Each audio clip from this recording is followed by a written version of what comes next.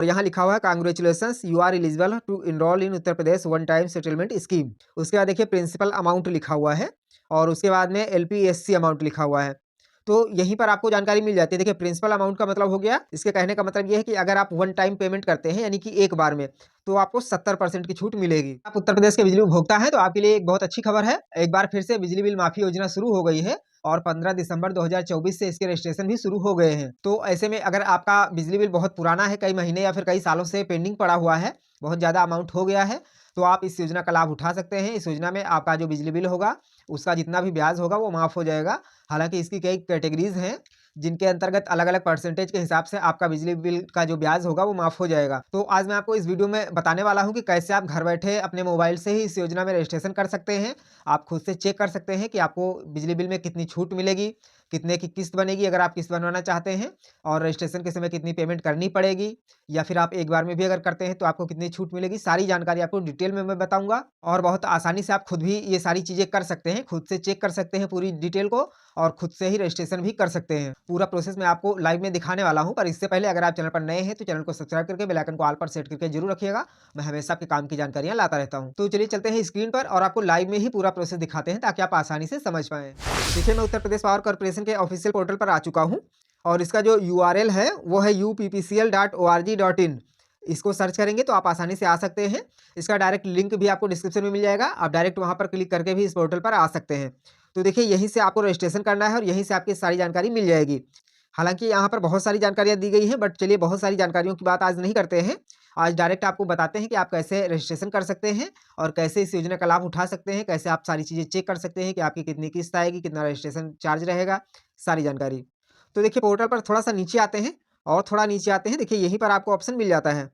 देखिए यहाँ पर एक इंडिकेशन दिख रहा है और 2 ऑप्शन है, एक मुफ्त समाधान योजना 2024-25 पंजीकरण और नीचे विवरण है। तो विवरण पर नहीं करना है, आपको पंजीकरण पर करना है। एक मुफ्त समाधान योजना 2024-25 पंजीकरण, ये देख सकते हैं ब्लिंक हो रहा है यहाँ पर, तो इसी पर आपको क्लिक कर देना है। देखिए मैंने क्लिक किया तो ये ओपन हो गया है यहाँ पर। अब देखिए एक नया पेज ओपन हो गया है। अब यहाँ पर आपको अपनी जानकारी देनी है। तो सबसे पहले आपको अपना सिलेक्ट डिस्ट्रिक्ट लिखा हुआ है, तो आपको अपना जिला सिलेक्ट कर लेना है। तो मैं यहाँ पर जिला सिलेक्ट कर लेता हूँ।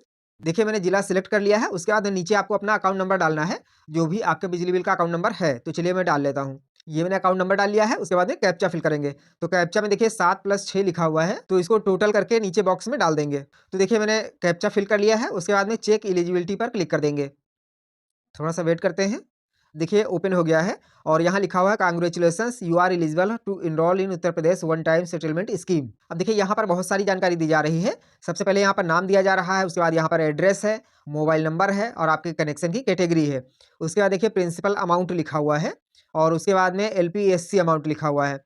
तो यहीं पर आपको जानकारी मिल जाती है। देखिए प्रिंसिपल अमाउंट का मतलब हो गया, ये आपका जो मेन बिजली बिल है वो है।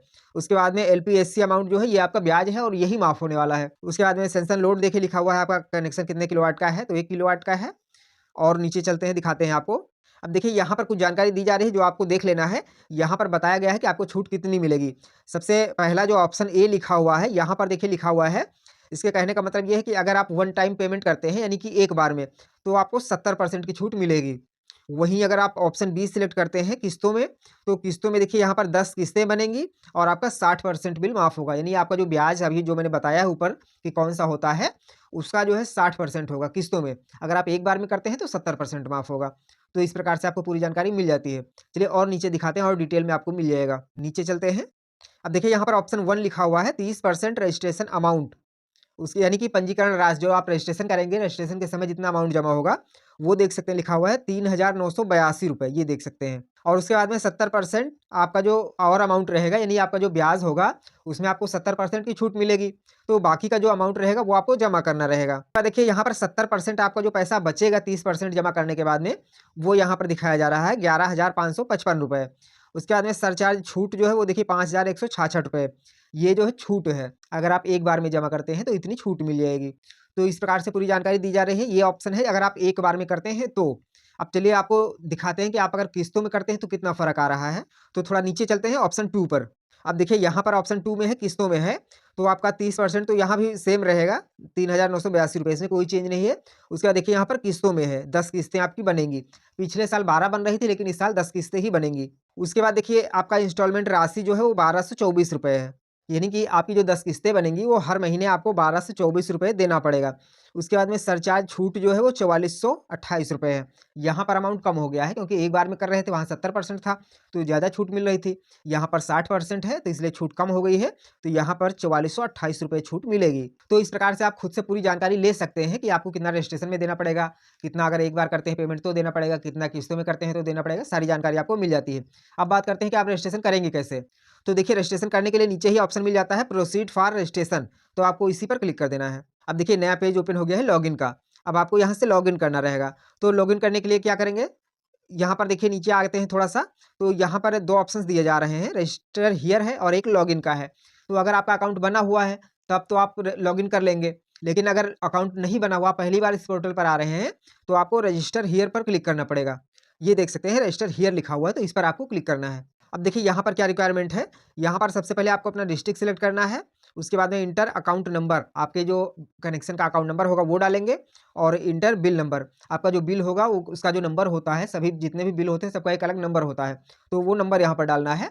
अब आपके पास में अगर कोई बिल पड़ा हुआ है अभी लेटेस्ट का 1-2 महीने का, तो आप वहाँ से ले सकते हैं। अगर नहीं है तो आपको यूपीपीसीएल कंज्यूमर ऐप डाउनलोड कर लेना है, वहाँ पर आपको बिल मिल जाएगा, वहाँ से आप बिल नंबर ले सकते हैं। तो यहाँ बिल नंबर टाइप करेंगे, उसके बाद कंटिन्यू कर देंगे। और जब कंटिन्यू करेंगे तो वहाँ पर आपको ओटीपी प्राप्त होगा, ओटीपी डालना है, ईमेल आईडी डालना है, ईमेल आईडी पर ओटीपी मिलेगा। तो ओटीपी वेरीफाई करेंगे, उसके बाद पासवर्ड बनाने का ऑप्शन आ जाएगा, आपको पासवर्ड बना लेना है और उसके बाद फिर आपका अकाउंट बन जाएगा। तो जब अकाउंट बन जाएगा उसके बाद आपको लॉगिन करना रहेगा।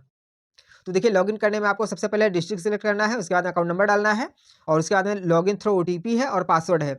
अगर आपको पासवर्ड याद है तो आप पासवर्ड से कर सकते हैं, अगर पासवर्ड नहीं देना चाह रहे हैं, नहीं याद है, तो आप इसको यस कर देंगे, तो यहाँ पर सेंड ओटीपी हो जाएगा, तो आपके रजिस्टर्ड नंबर पर ओटीपी चला जाएगा और ओटीपी से आप लॉगिन कर सकते हैं। और जैसे ही लॉगिन कर लेंगे तो फिर से आपके सामने ऑप्शन सिलेक्ट करने का आ जाएगा, ऑप्शन ए करेंगे या फिर बी करेंगे। तो अगर आप ऑप्शन ए सिलेक्ट करते हैं तो वहाँ पर एक बार में पेमेंट करनी रहेगी, अगर बी करेंगे तो वहाँ पर किस्तों में हो जाएगा।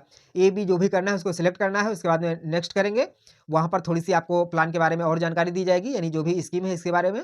उसके बाद फिर से नेक्स्ट करेंगे, तो वहाँ पर आपको पेमेंट का ऑप्शन आ जाएगा और वहाँ से आप पेमेंट के कई ऑप्शंस रहेंगे। आप यूपीआई से कर सकते हैं, क्यूआर कोड से, नेट बैंकिंग से, डेबिट कार्ड से, जैसे चाहें वैसे पेमेंट कर सकते हैं। और जैसे आप पेमेंट कर देते हैं, आपका रजिस्ट्रेशन सक्सेसफुल हो जाएगा और उसके बाद में आपको एक रिसिप्ट मिल जाएगी और उसके बाद में फिर ईज़िली आप आगे का प्रोसेस कर सकते हैं। रजिस्ट्रेशन होने के बाद में फिर आपको कुछ करना नहीं रहेगा।